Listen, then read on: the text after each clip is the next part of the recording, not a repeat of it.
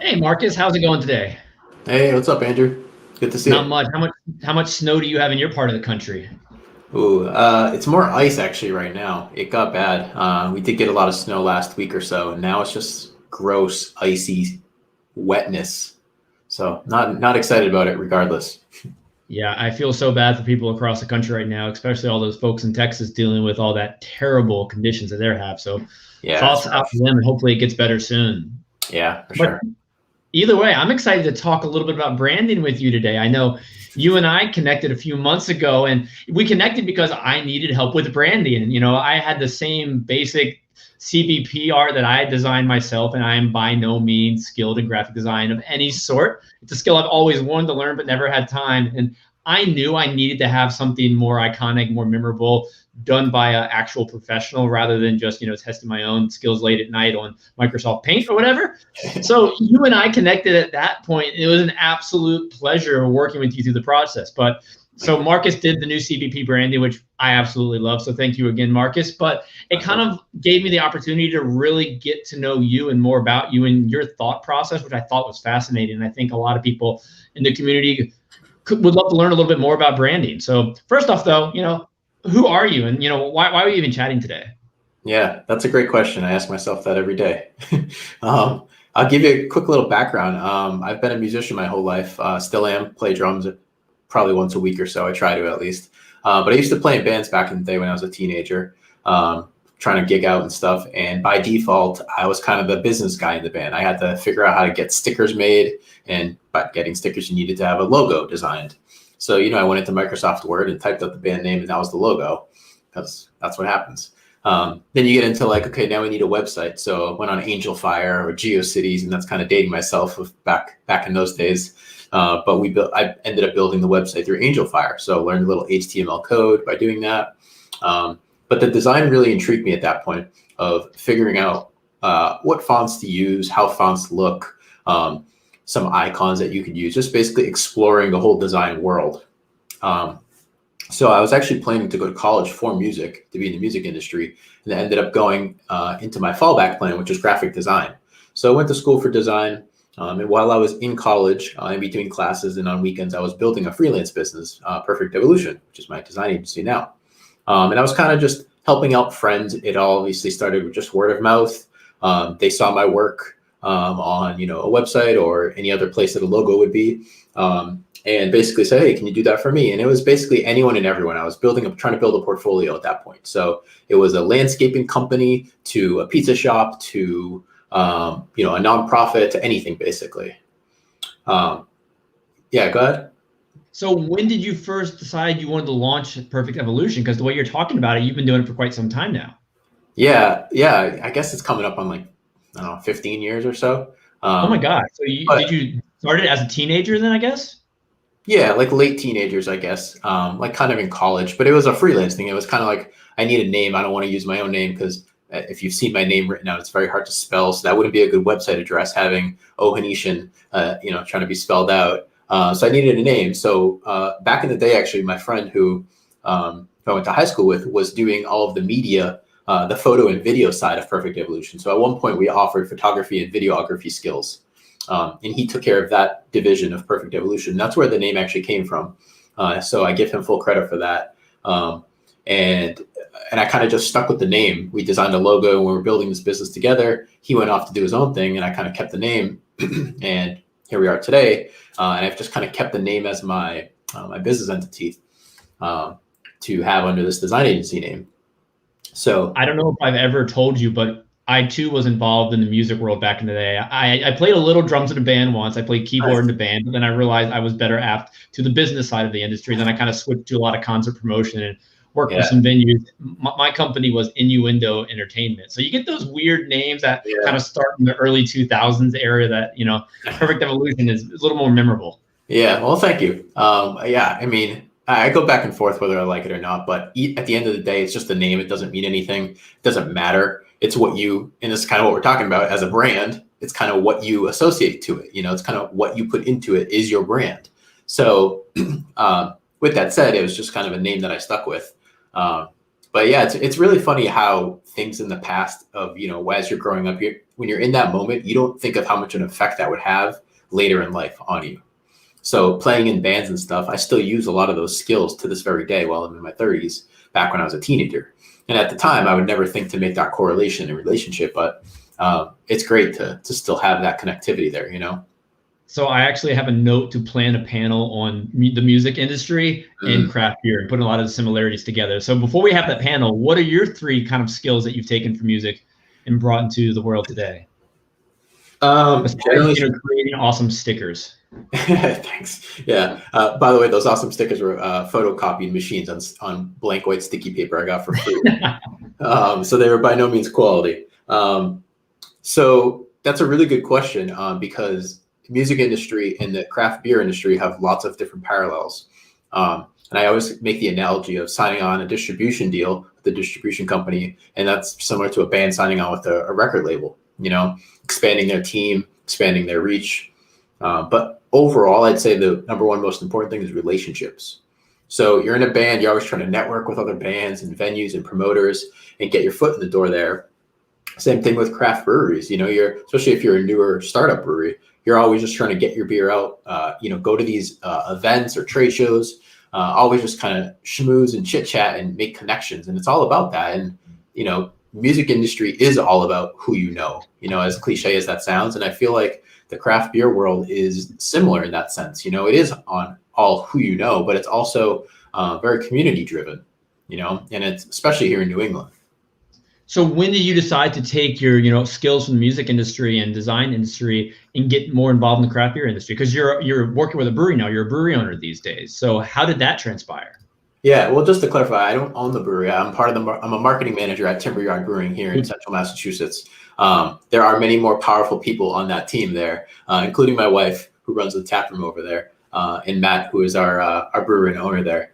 But yeah, so that's sort of a good transition from taking my design skills that I've learned while playing in bands and building this freelance agency into kind of falling into this life of being part of a brewery. We helped to build it from scratch. So it was an old lumber yard. So there was lots of demolition and construction to kind of refurbish the tap room and everything. But we built the brand from nothing a couple of years back. So I helped everything from, painting the bathroom walls to designing the logo. And now to this day, helping with picking merchandise and updating the WordPress website and all that sort of, running the operations and the marketing side of things. So by proxy, I guess, because marrying my wife, who's the taproom manager over there, we're part of the the leadership team, I guess you can call it there, and that's kind of what got me directly involved with helping to build Timberyard Brewing. Wow, you sound like a very, very busy man, Marcus. Thanks. It's all fun stuff though, so it's not stressful busy. It's just passion projects, No, I absolutely love it. And I think your wife might be tuning in today. So I guess hello to Kate or whoever Kate may be in regards to your family. Yes, that is Kate. She is watching. She sent me a screenshot already, so she's watching on YouTube. Fantastic. Now let's get into the meat of today. What is branding? I know it's a term we hear so often, but what does it actually mean and how does it relate to a brewery? Yeah, that's a great question. And there's a lot of misconceptions around the term branding or the definition of branding, kind of what that means. So in a general, high level sense, craft brewery industry aside, branding is basically the perception of your business. It's not just the logo design. So yes, a logo design, a logo file, a logo as your business is part of branding, but that's almost in a way a visual representation of your branding. So some of the other components that tie into what branding is could be a lot of the different touch points from a customer experience. So it's your tap room experience. So it's customers coming into the tap room, how your employees talk to your customers. That's part of your branding. Even the signage on your bathroom, that's part of your branding. What font are you using? What colors are you using? That logo just represents all of that in sort of a digital visual representation. So it's your customer's perception of your company, which includes, your can designs and your products and, your beer, obviously. But it's basically like their gut feeling in a way of what you do. And that ultimately shapes, if they like or dislike your brand. I always reference a quote of Jeff Bezos, and I'm sure there's one from Steve Jobs at Apple about branding. There's so many good branding quotes out there, but Jeff Bezos said, regardless of what you think about him now in today's world, he said, your brand is what people say about you when you're not in the room. So it's not the logo design on the front of your taproom door or in your can. It's the perception. It's everything else that helps build that brand. Well, that's great. And honestly, you help clarify a lot of misconceptions that I might have or have had in the past about the difference between branding and marketing, because I feel that's something a lot of people, get confused on. So what is marketing versus branding then? So marketing comes after branding. Branding is the foundation. You need to have branding in place first. That's the, let me make this house analogy, I guess. That is the foundation of your house. That is the skeletal 2x4 structure of your house. You're not going to put paint on an empty structure.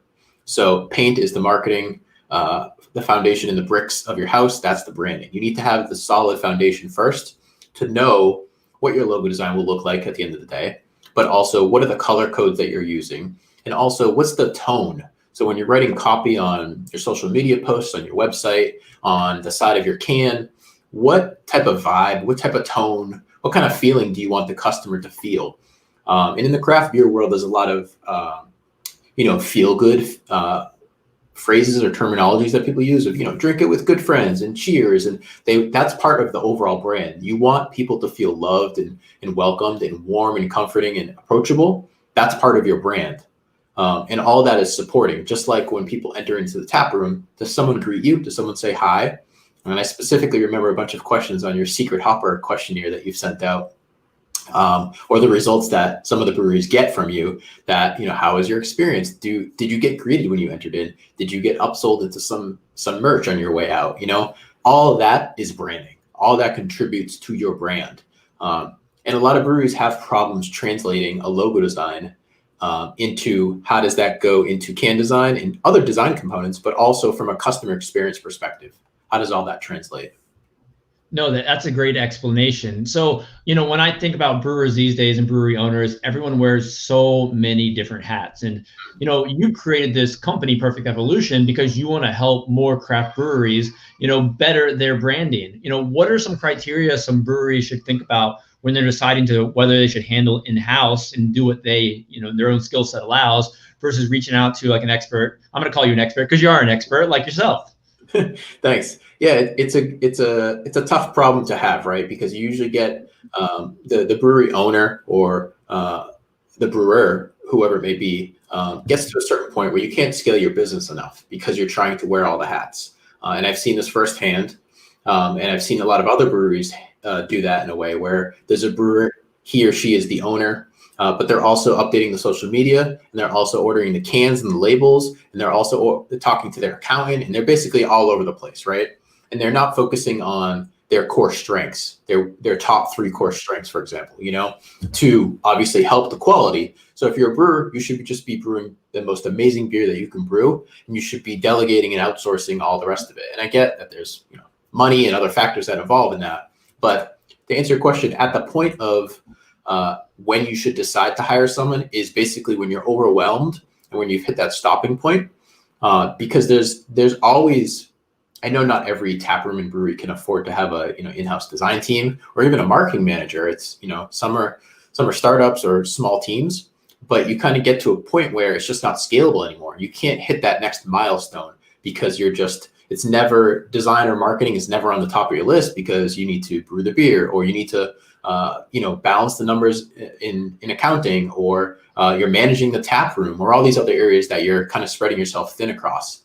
But I'm obviously biased, but branding and marketing is a very huge and vastly important piece of the puzzle in order for your brewery to succeed. And it also brings more customer awareness, and it's going to help make you stand out in this sea of breweries that we've seen in the past couple of years. No, 100%. And one of my favorite aspects of our conversations over the past quite a few months was actually the process to get into branding, because I knew that I wanted a new logo and brand for craft beer professionals, but I didn't have the slightest idea where to begin. I mean, for me, if I were going to do it on my own, it's the most basic methods that aren't going to really get me any results. And I actually really enjoyed the process you and I went through to understand, one, what I was looking for, and from going there to what we finally ended up with. Can you talk a little bit about, that process you go through with, brewery owners to find that right brand? Yeah, absolutely. That's a really good question. I think it boils down to really engulfing myself in my client's business. So yes, we're a service provider. I like to say it as a solutions provider. We're providing a solution, but more importantly, we're a partner with you. We're coming onto your team and being an extension of your brand.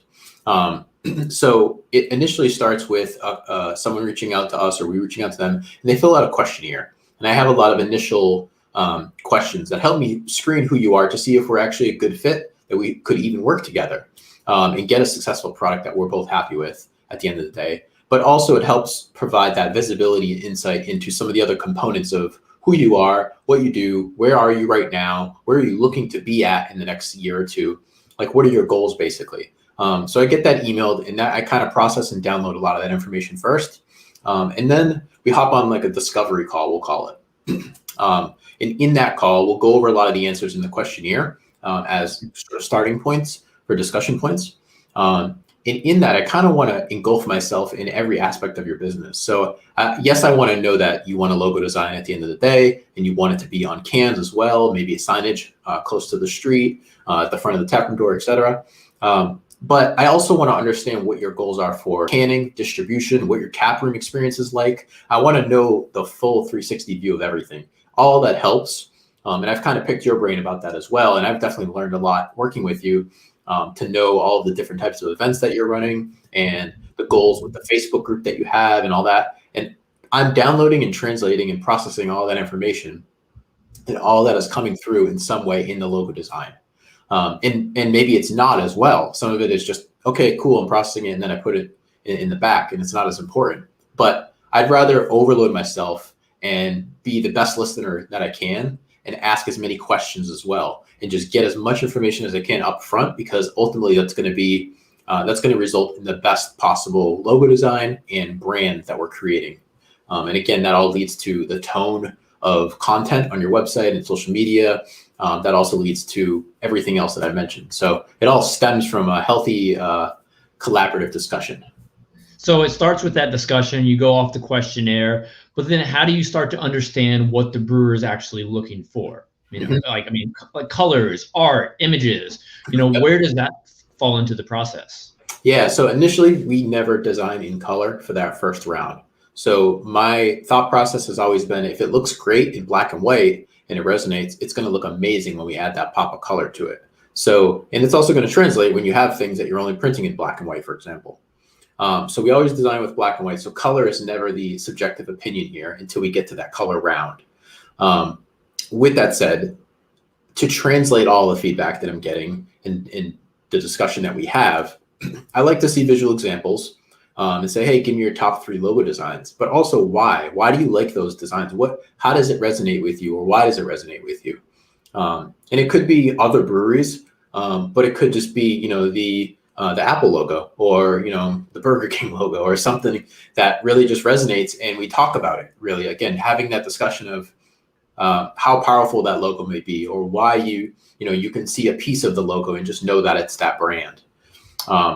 So I like to see visual examples, but I also like to have my own interpretation. So over the years of designing, I've learned some do's and don'ts, and kind of the vibe of specific typography and fonts, and kind of what emotion is provoked by looking at certain fonts, whether it's a sans serif or a serif or a slab serif. I can go down this design rabbit hole, or specific iconography marks. So is it an outlined speech bubble in the CBP logo, or is it a filled in with a black speech bubble? And I think we've kind of had these conversations while we were designing the logo. Is how thick is that outline? We kind of get into the weeds of the design details, because all of that has a certain emotion, and it tells a certain story, whether it's a line, a circle border with 10 points, 10 or 20 points versus a 1 point. or it's just completely filled in and silhouetted like we have for the CBP one. So all of that is kind of trial and error, and that's a lot of what the first round looks like for logo design. I put everything on the table. So my artboard in Adobe Illustrator is just copy, paste, try a new version, copy, paste, try a new version, and just a brain dump, if you will. So it's a complete mess, but the presentation that I show to clients like yourself is just like a nice clean 5 pages of the best versions of all those that have some solid foundation to kind of explore a little bit more. So how much does the back and forth continue after that? Because you first showed me in the clients, that black and white images, that just the basic images that you say are going to pop on anything, which I think that was a fantastic way to begin, because I totally saw the value. And if something jumped at me in black and white, I could only envision in my mind how great it's going to look when you actually add the colors. But, how far do we go with that back and forth to find that perfect, image and brand? Yeah. So that first round is usually 4 to 5 completely different directions. So 1 or 2 could be very similar, but I try to keep them completely separate intentionally, because then you'll know whether you like it or you don't like it. We can kind of basically just drill it down further and further into, 2 or 3 rounds later, where we're only looking at 2 to 3 different versions. And then we're looking at 2 versions. Then we have that one version you're saying, this is probably the logo, but if we can tweak this to make it maybe like rounded corners instead of, straight corners, little tweaking like that, then we eventually dwindle it down to that one logo design that's fully resonated with you. So we go through multiple rounds, and the goal is, present the designs to you on a call like this, send it to you through PDF, and you sit on it, marinate it, show your family, friends, all that, condense all your feedback, send it to me, and we kind of dwindle it down. So it's slowly getting down to that one logo that has always kind of resonated with you. And then we have the color. One thing that great. And one thing I can think about is some just brewery canned lines that I've seen that just have consistency across those can lines. How does a brewer, take that graphic you give them, the branding, and they make it something that they can just translate to different beer labels, different events, different T-shirts? Do you provide like that base format, and how do you add on to it to make it have multi-uses for it? Yeah, and that's a great question that a lot of other designers may oversight. Basically, they don't see that as a deliverable. So when I deliver the logo, it's not just one version of the logo. You'll have a main primary logo, just like we did with the CBP, which is the horizontal version. But as we can see on this live stream, we're using a circle seal because of the real estate that we have. So in different use cases, whether it's a can design, a vinyl banner at an event, the bathroom signage, whatever it may be, there's different use cases for what type of real estate you're working with. So we always have a primary logo, but I'll always take that approved logo in the same fonts and the same colors and rearrange it into a different orientation to be maybe a square, because on social media, you're going to have a circle or a square as your main profile image. So you're not going to put small horizontal text that no one's going to be able to read when you're scrolling through your feed. So you're going to have a social media version of it. Again, you're not going to use it as your main logo on everything, but you're going to have it there for your favicon on your website, the little icon in your address bar. Wait, what's that again? Educate me, please. Favicon, like a favorite icon, favicon. Wow. That's what it's called. So in your browser, you'll see there's little icons next to each one. In StreamYard, I think it's a duck. Yep. People on Stream that are not on Stream are probably like, what is he talking about right now? But on YouTube, I think it's that red circle with the play button, right? It's usually a component from your icon that we extract and put it in a circle. So those are the things that we kind of expand upon and have your main logo, your primary logo that you try to use for every use case and scenario. But if you have more horizontal space, you use the horizontal version. If you have more square or circle, use that version.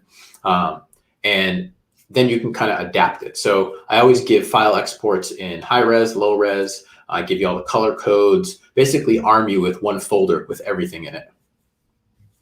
So with regard to just, let's say can art, for example, what is the value of having a consistent design across all your can line versus, a unique piece of art for each, can you're releasing? Yeah, so that's a really good question. And I think it's definitely a struggle that a lot of breweries deal with. So I'm a huge fan of consistency in everything in my life, not just with design. But do you have the same breakfast every day? I'm not that much of a weirdo. No. I do have some consistencies like that in my life, for sure. But in the can design world, consistency breeds trust. is the quote that I always kind of go by. So when people see this repetitious consistency of their logo across can designs, especially when I love when breweries take a photo and post it on their social media of all the cans lined up and they're perfectly symmetrical. The logos are all across the same line. And yes, they look different because of the artwork. And Timberyard cans are like that because I've been involved in the design process. But everything has its spot. And our focus for Timberyard, as an example here, is the artwork. The background of the can is the artwork that we hire different local artists or just artists that we find online. And I'll get their artwork and lay it all out in our consistent layout. So the logo is always in the top center. And then we always have the little sidebars with all the other information about ABV and all that stuff. But the middle background is always our artwork. So when other breweries have consistency in their layout, that helps the consumer and customer and beer drinker know that they care about their brand, because they're not just slapping random artwork and moving the logo down to the bottom here for this can. And also when you think about on the shelves, you see, or in the cooler, say, one brewery has a whole row of cans, they're going to look like a cohesive, consistent, solidified brewery versus, a Microsoft Paint version over here. And then maybe one, you hired this amazing designer and they did a really good job, but only one of your cans looks like that, So you definitely want to have a consistent layout and a cohesion between all of your label designs, but still have that unique character to them, obviously, because the beer is different. Besides consistency, what are some other challenges and mistakes you observe brewers making in the current state of the world? Oh, man. Or anything you believe that could be improved upon? Yeah, that's a good question. And it could be applied to not just design and marketing, right? It could be applied to anything. It's just there's so many things to really focus on more now than ever, especially with the brewery in your messaging, because I feel like people are going to breweries now to take a load off, get some steam off. People want to have a good time. It's always been a social setting, right? Going to a brewery. But the thing to focus on, obviously, is you still have an impact on this person's life by providing your beer in your brewery, whether it's a tap room, a beer garden, whatever. And I think a lot of breweries don't really understand the power that they have until they start to play around with that power. And I'm being vague and generalizing, but social media messages. And I'm not saying be political and make a statement and make bold statements on your social media page by any means. But I think a lot of breweries need to take a little bit more risks, but calculated risks. Like I said, don't just put something out there or repost something just because that's what everyone else is doing. Really mean it and put your heart and your soul and your feeling behind it, because that shows authenticity. And again, just like trust, authenticity is the big brother where they kind of pair well, So having that solidified brand and that cohesion and that consistency with authenticity, you're going to have a really solid brand that's going to be here for a while, and that's very scalable, and that people are going to really start to look at you, and you're going to start to turn some heads, not just because your beer tastes good, or you have some really cool artwork that this artist does for your cans, but you're going to be known for other reasons, which is part of your brand. So it's probably, is it hard to track the value of branding with any specific metrics? And if you were to say, I guess you could put a beer in a store, have the old label up there, then you do the rebrand and you can see the increase in sales. But how do you track the success of a quality brand? And how can you say that, because I have this consistency, because I did this rebrand, we've seen the impact of it? What are some examples that you believe kind of demonstrate the value in just having that, high level brand? Yeah, that's a good question. And that's basically my life as a branding service provider. People, a lot of breweries don't understand the value of it. And how do we quantify that? How do we say, well, we increased sales by X number because of this rebrand? So, can sales is a good example where you can look at the sales of that can, but obviously whether you're the can designer or you design the brand logo design for the can, there's obviously different variables that play into that. And same thing with, if you had that same beer in the tap room, do you count those sales? There's all these different metrics that you can kind of go off of how to quantify that. And I think it's a lofty question, because it's kind of like, it's not as direct as I designed a t-shirt and that t-shirt sold 500 total t-shirts. So you made X amount of dollars in profit. That's the return, right? It's pretty clear cut and dry and black and white there. The brand is something you build from the start, and you're going to have that for your whole entirety, or you may, do rebrands and stuff. But I think it's the overall picture and the overall trajectory and growth of the business that really matters. So it's kind of a mixture of everything, right? It's the merchandise, it's the can design, it's the website. I think we can measure the success of a brand or a success of an actual logo design by how well it translates to those different mediums, right? So if you hire a designer and they design a logo and now you're having trouble making it look good on your website, that may not have been a successful logo design project then. And same thing applies to your social media site. If you don't have a good square or circle version that they provided you, or that you're trying to Mickey Mouse and hack into, then that may not work either. So there's different components to look at the success rate of an actual logo design, but branding as a whole, it's a concept. It's everything all encompassed, You had mentioned that branding is the consumer's perception of your brewery, which I actually love that statement. And your brewery has so many different touch points that a customer is going to experience, whether inside the brewery, outside the brewery, online. There's so many ways breweries are just touching the consumer these days. Mm-hmm. What are some of your favorite examples of how we can use branding better inside a tap room? Obviously, maybe, yeah, go for it. Just go on a rant about, where we're going to see these branding in unique ways in tap rooms to provide value in those connections. Yep. So I'll go through a couple non-craft brewery examples, mainly because we can all relate to them. They're very known, but you can obviously translate that into how that would be for your own tap room and brewery. So the Apple Store is a good example. So when you go to the mall or the Apple Store, the employees always greet you with this warm, "Hey, how are you?" It's a very warm welcome versus other stores. That's one touch point, the greeting, which applies to a tap room. What happens when you enter in a tap room? Does someone greet you? Is there a host station there? Do you have to walk up to the bar? Do they greet you at the bar? So what's the first initial conversation point? That's the first one. The second is the visual appearance. So, the employee's visual appearance. How are they dressed? Are they in street clothes? Is there an actual uniform with is it a branded T-shirt, for example, or whatever type of attire that the employees are wearing? And that obviously plays into the branding. So if you go to a brewery and they're dressed up with, a button-up T-shirt and some Dockers or khakis, whatever, maybe that's not the same type of vibe that you want when you just want to kind of let loose and go to this fun brewery and play some games or something and have some beers with your friends.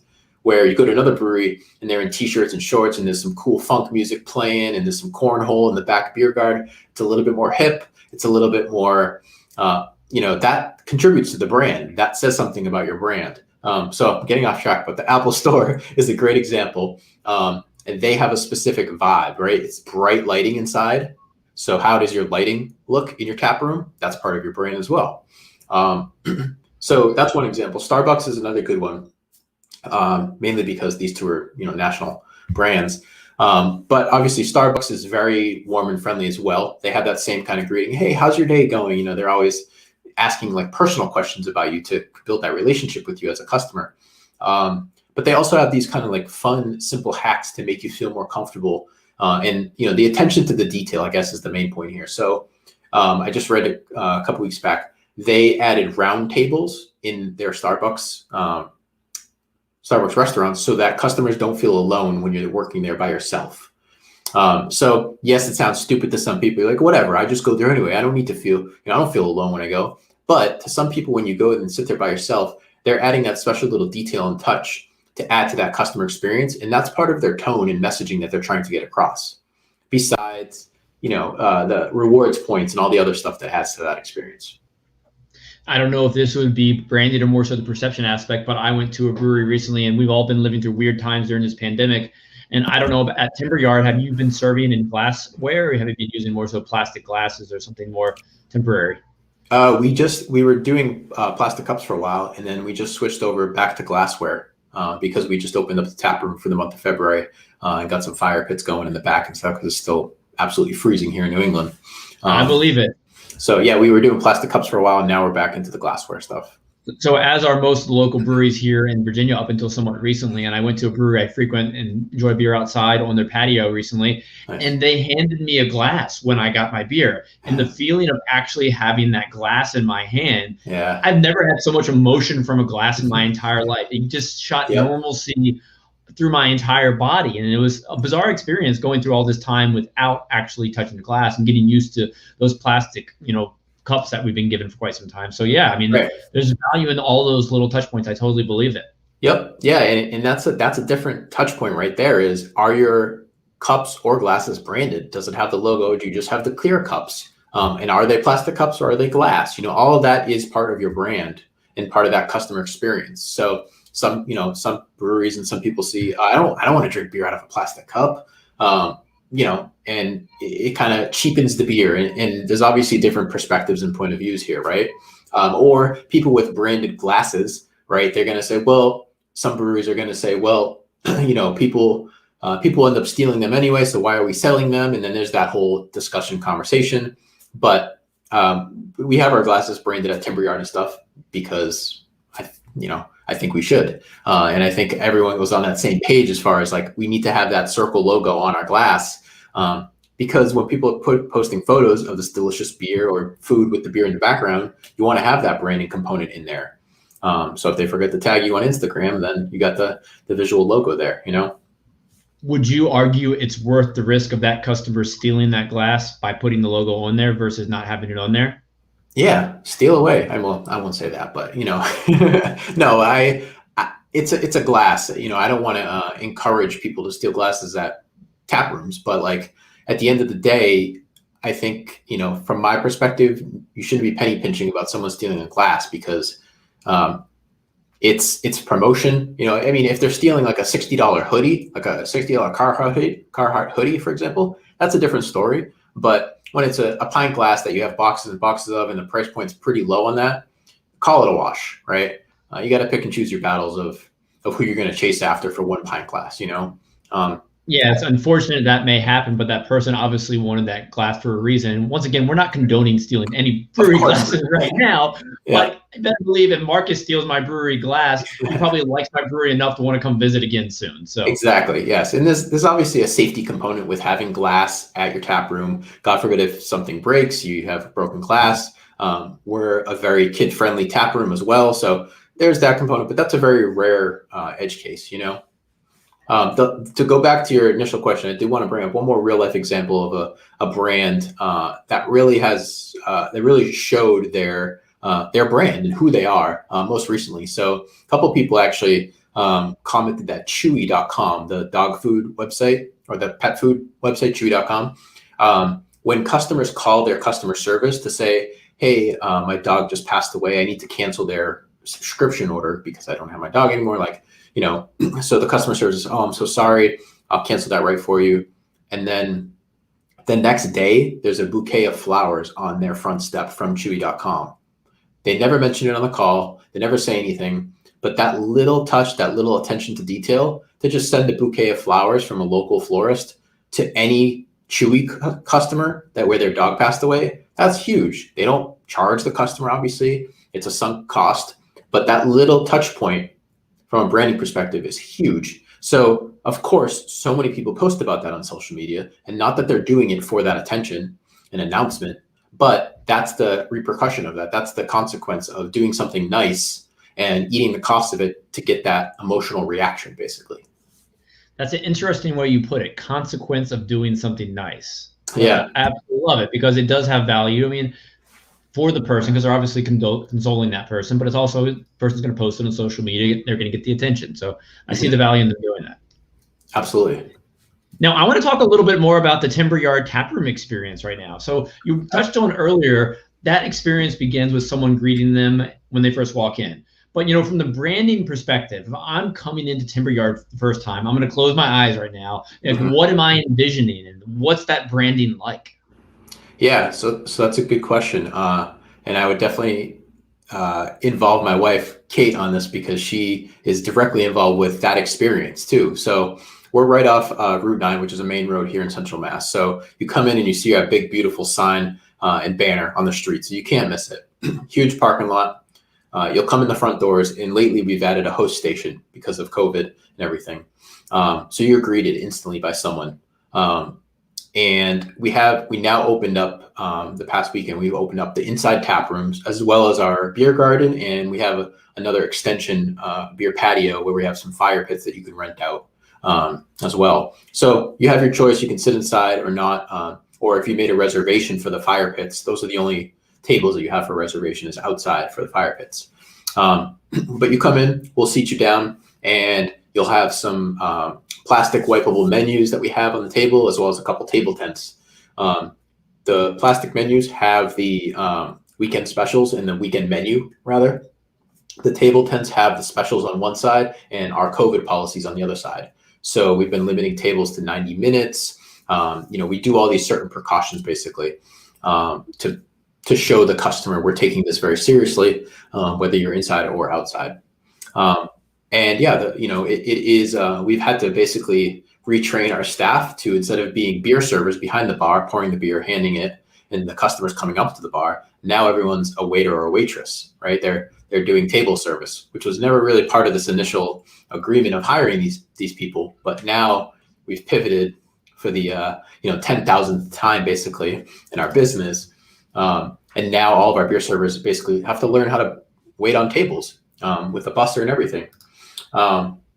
So in the tap room, it's a very open, airy, not eerie as in scary, airy as in open air tap room, high ceilings. It was an old lumberyard. So we kept some of the aesthetics of this lumberyard. It was their sales room.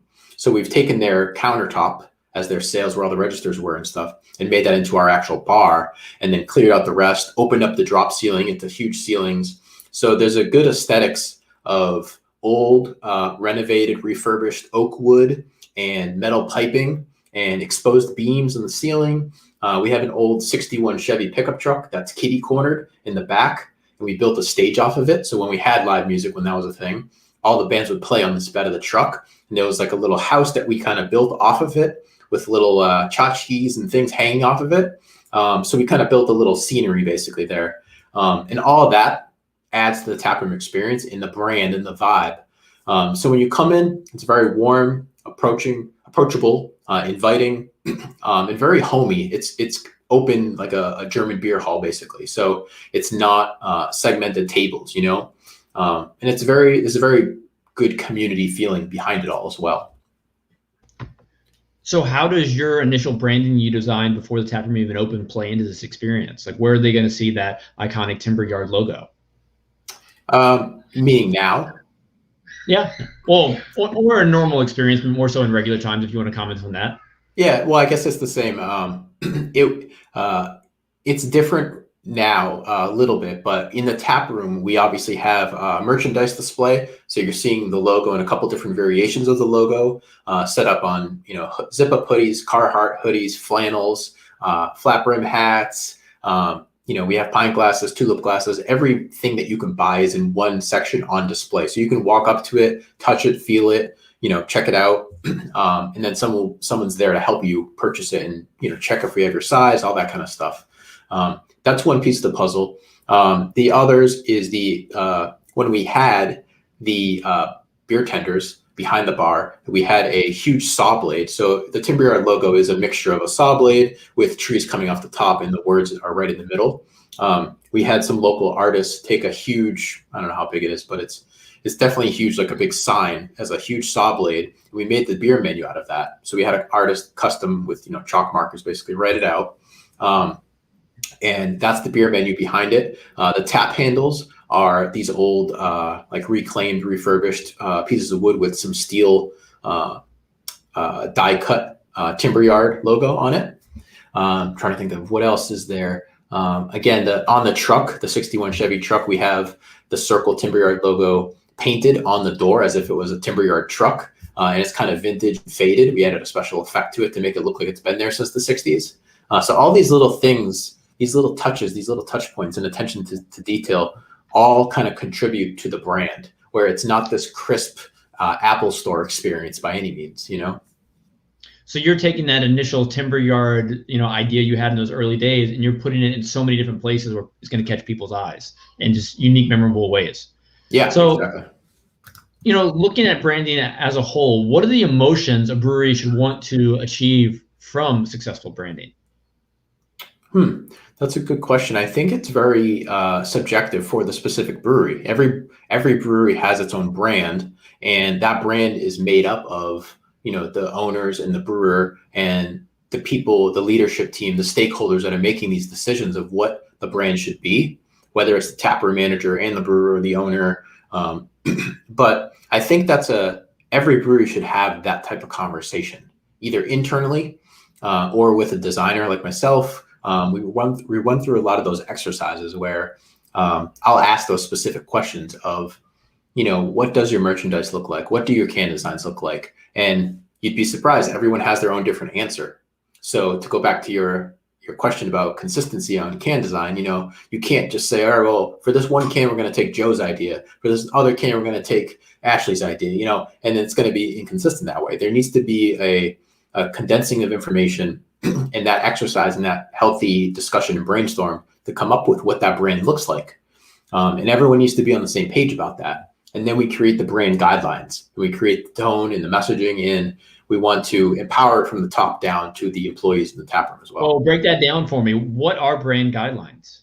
Ooh, good question. Brand guidelines are some of them more visual of here's your logo, here's what you should do with it, and here's what you shouldn't do with it. So you don't want to skew your logo. You don't want to put a neon green background behind it. You don't want to stretch it out in any way. The do's and don'ts is usually just one page in the branding guide, as well as here's your exact color codes to use. So the yellow on your website is the same that's going to be the yellow on your stickers and your t-shirts across all different mediums, basically.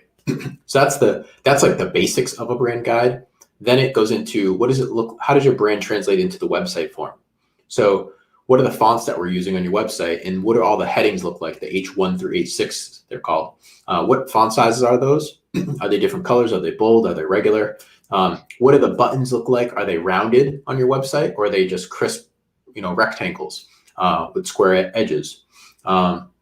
Things like that, the general aesthetics. But also there's other pages in this brand guide of what type of imagery. So when you're using photography, are you taking more of a personal approach?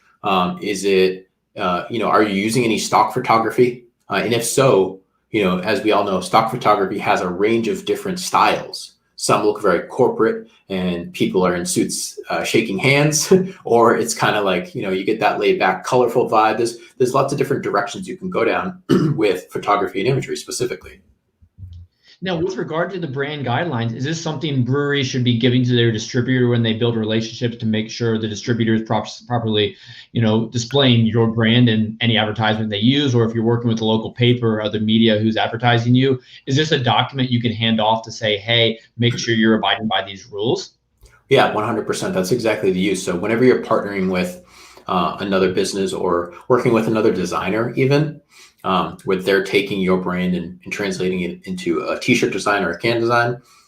It's more like an FYI, it's food for thought of, hey, here's what we've developed. Here's some basic guidelines to stick with. If you have any questions, let us know, but start with this and expand upon it. So, an advertisement in a print piece, or especially with the distribution company, they're an extension of you and they're part of your team. So they should definitely be involved in that. To just know that they're using your brand in the proper way. They're not changing the colors on your logo just so it fits in with their website. They're not skewing it any way. And the way they talk about your brewery is important too. Like I was saying, the tone and the feeling and the emotion when someone says your brewery's name, that's super important. And that's, there's a whole interview part of that I like to dive into as well. Interviewing customers of these breweries. And what do you think of X brewery when you hear their name, or when you go to the tap room, or when you tried their beer, when you crack open a can of whatever beer, how does that make you feel? Do you feel warm and like they're part of your community? There's tons of questions that you can go down in this rabbit hole. So let's talk a minute about like changing brands, because obviously I've seen a lot of breweries on social media, especially, rebranding right now. They've had the extra time during the pandemic. They wanted to focus more on creating a more iconic brand or just getting a fresh look out there. When should a brewery decide to do that? That's a great question, and again, I think it really depends on your overall status or spot of where you're at. So if you're just simply not happy with your logo design, then that's a great that's a great action to take on. Um, if you're not getting the reception that you want to get from your branding and logo right now, then that's also another good reason to do a redesign. If you're pivoting your business in any way, obviously there might be some new umbrella brands coming in. So you may have your brewery, but maybe you're building or you're brewing a line of seltzers or ciders or something else that you want to have like a sub brand. So maybe you need to reevaluate your umbrella brand at that point. So you're rebranding the umbrella, and then you're also getting your sub brands from that. That's obviously one very unique use case, but as a typical regular old brewery, some breweries rebrand every 5 to 6 to 7 years. Some breweries also have had the same logo since day one when they got incorporated, and it's the long-term game that you're playing with your brand. It's not like you want to get the flashy logo and it looks cool. So with my logo design specifically, I try not to look at the current trends of logo designs, and I try to base it off of the client specifically, because the client's always going to be there. The logo trend is going to be a trend and it's going to disappear. So when you're just copying what someone else has done or being heavily influenced by a specific logo design that's out there, and you're applying that to your brand, that's not scalable, and you're going to end up rebranding in a few years when your logo may look outdated because it's using a gradient, which is very 90s now, unless you're going for that like 90s neon vibe, like laser background from the school photos. Like you can play off that vibe and really lean into it and be with those neon colors and those laser vibes. But if you have that, but then you have this super clean, crisp can design, there's a little disconnect there, No, that's really interesting. Thanks for sharing all that. And in addition to rebranding, we've also seen a lot of breweries, grow via the taproom model over the past several years. What recommendations do you have to those brewery owners who are expanding their brewery to different locations to maintain that same brand consistency across their different tap rooms? Yeah, that's a huge pivotal point in a lot of breweries where things get lost in translation, right? Like everyone's super excited. We're opening up a new tap room across the city or in a different state, wherever it may be. And they take a logo, their current logo, and it's just not applied in the right fashion. All the rules of the do's and don'ts. This is where the branding guide comes into play, especially if you're working with someone who did not design that original logo design. You've just hired them as a contractor. You've taken their exported files and you got this PDF brand guide. And now you're taking that and giving it to the printer, and you're giving it to the sign guy, and you're giving it to the can designer and all these people.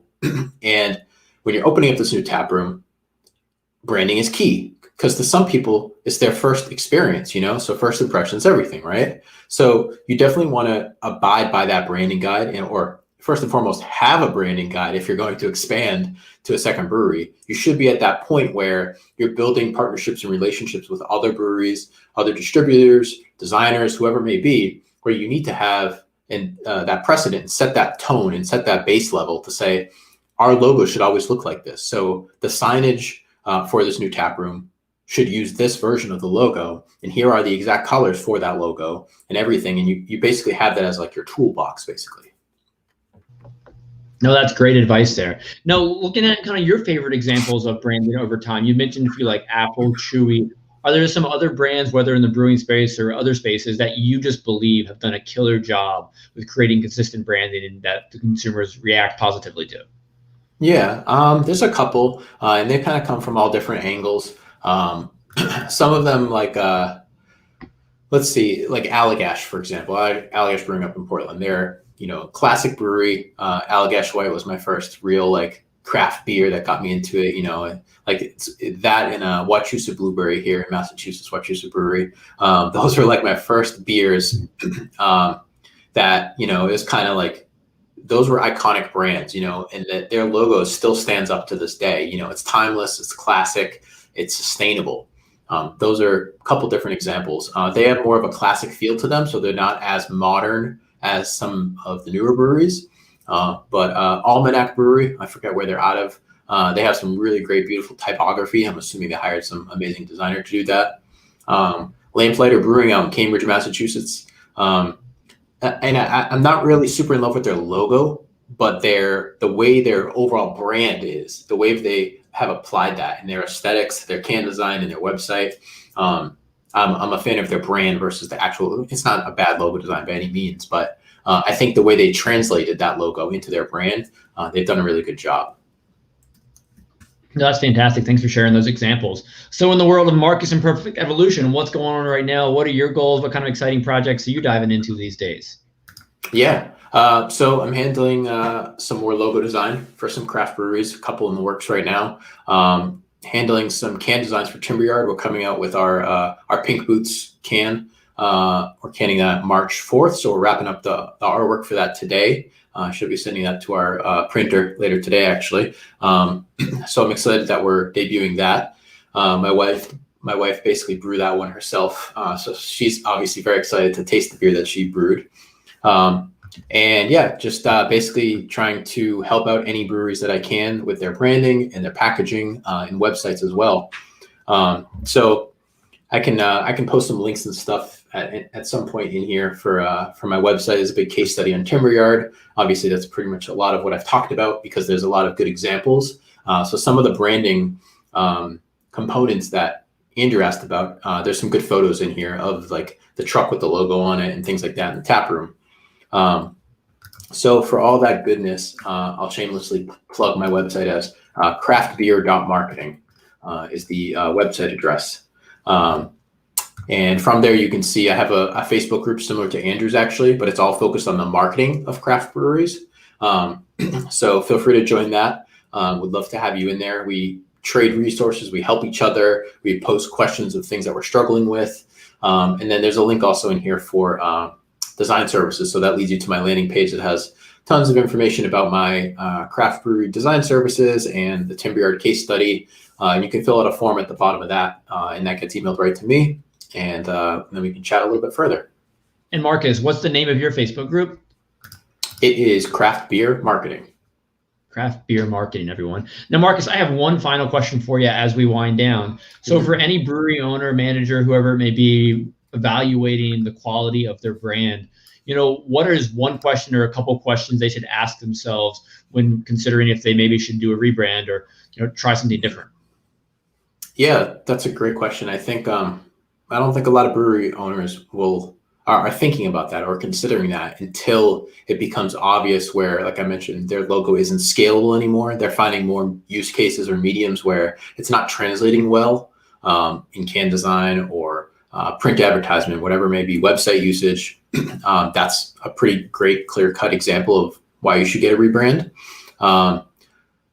Simply maybe just you don't have the exact digital file that you need. Maybe you had some junior designer or student or intern design it, and now it's just not a high-res file. So maybe you just need a rebrand, but maybe you don't want to just copy the existing file and have a designer like me just do a one-for-one copy. Maybe that's a good time to zoom out and have a rebranding exercise. And also, there's the whole public PR side of things. If your brewery's ever has negative connotations to the brand, or if there's been some bad press lately, and you're getting a new name, you're rebranding to a whole name, then obviously you need a logo to go with that. So that's another rare use case that hopefully never happens to any of the breweries, but hey, it does happen in this industry. So. No, Marcus, that's interesting. I hope we don't see too many breweries having to do that one. But right. I truly appreciate you educating me and everyone else today on the branding process. I know just working with you firsthand, I learned so much. I really didn't know what went into actually doing a successful rebrand. So I think it's definitely a fantastic way to stay fresh in your consumers' mind, your customers' minds. Just the branding is such a vital aspect of any business, and especially every brewery. Right now, when everybody's making delicious beer, for the most part, we'll put that little disclaimer there, it's really very valuable to have a valuable brand behind it. So Marcus, absolutely. I appreciate you tuning in today. Marcus's website is in the comments. Can you say it one more time for us, so for those people with just audio? Yep, it's craftbeer.marketing. Has everything you need. That's a landing page. It'll link you out to the Facebook group and my case study and landing page for design services. So thank you, Andrew, for having me. I really appreciated this discussion. It was awesome. Always a pleasure chatting, Marcus. Have a good one, everybody. Talk to you soon. Cheers. Thanks, everybody.